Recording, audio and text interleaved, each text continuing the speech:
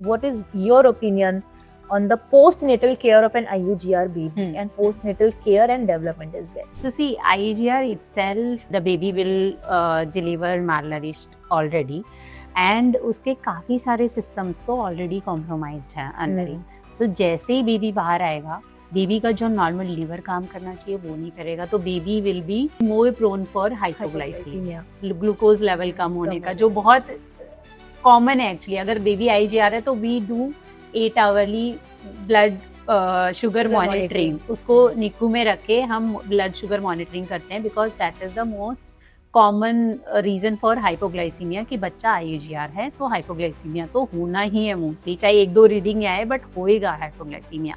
सो अगर हाइपोग्लाइसीमिया हो गया बच्चे को तो again there are so many complications of hypoglycaemia कि अगर हाइपोग्लाइसेमिक सीजर हो गया तो ब्रेन डैमेज ये हो जाएगा, देन अगेन वो सारे की डिलेड डेवलपमेंट, लो IQ, वो सारी चीज़ें होंगी।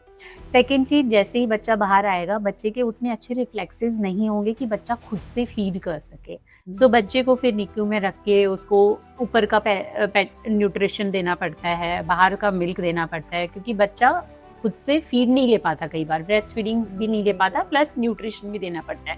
थर्ड थिंग, अगर बच्चा का वेट कम है, एक क्राइटेरिया होता है डिस्चार्ज क्राइटेरिया एवरी हॉस्पिटल में NICU में कि बच्चा 1.3 से 1.5 का तो होना ही चाहिए डिस्चार्ज होने से पहले। लेट्स से बच्चा 1 किलो का है तो नेक्स्ट 2-3 वीक्स तो वो NICU में ही रहेगा, एंड वो जब नेक्स्ट 2-3 वीक्स में NICU में रहेगा तो हॉस्पिटल एक्वायर्ड इन्फेक्शंस, जो ट्यूब फीड दे रहे हैं उससे कई बार NEC हो जाता है, नेक्रोटाइजिंग एंट्रोकोलाइटिस, जो बहुत ही डेडली होता है। हाथड़ियों का इन्फेक्शन होते हैं तो वो बहुत ही डेडली होता है, अगर वो एक बार हो गया तो बच्चा सर्जरी में जाएगा। देन पोस्ट बहुत सारे complication, like one complication will lead to another vicious cycle, and the long term complications कि बच्चे का वेट गेन नहीं होगा।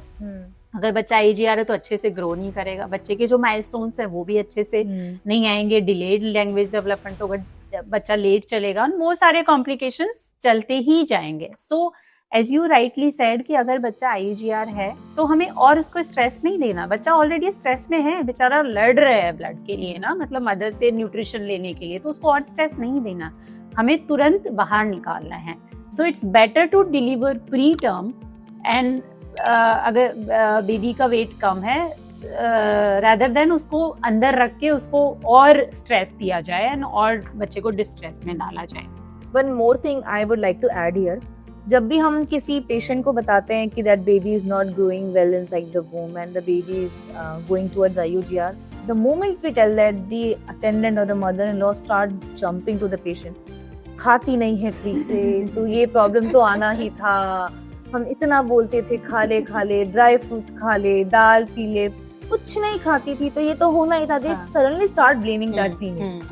It's all because of you. So again I want to tell this message, नहीं, अगर baby IUGR हो रहा है ठीक है, nutrition also plays a part, लेकिन न्यूट्रिशन इतना पार्ट प्ले नहीं करता कि बेबी को पैथोलॉजिकल IUGR हो जाए, सिवियर IUGR। हाँ, बेबी का वेट जहाँ 2.5 किलो होना चाहिए था, अगर मदर ने न्यूट्रिशन प्रॉपर नहीं लिया तो हो सकता है 2 किलो 200 ग्राम या 2 किलो 100 ग्राम, 250 से 300 ग्राम माइल्ड वेरिएशन आ सकता है, लेकिन पैथोलॉजिकल IUGR, इतना IUGR कि वो ऑलमोस्ट 1.5 किलो का बच्चा ही हो रहा है या 1 किलो का बच्चा नहीं। मैटरनल डाइट से इतना फर्क नहीं पड़ता, because baby is like a parasite, baby को जितना चाहिए वो मदर से ले लेगा, चाहे मदर वीक हो। हाँ, मदर में चाहे डेफिशिएंसी हो, चाहे कैल्शियम की, आयरन की, सबकी, बट बेबी विल सक। तो यही चीज मैं अटेंडेंट को बताना चाहूंगी कि अगर मदर का बेबी पैथोलॉजिकल IUGR हो रहा है, सिवियर IUGR हो रहा है, तो उसमें मदर की कोई गलती नहीं है। Instead of blaming her, try to take care of her more. जैसे ही आपको पता चलता है कि IUGR है, आप उसको सपोर्ट करें। जैसे मदर अगर स्ट्रेस लेगी, stress is a very important cause of IUGR। Doctor Sumitra, I tell my baby was IUGR, 2 kg. Because we as a doctor, gynecologist, and the person we are working, we are so much stressed, and stress plays a very important role.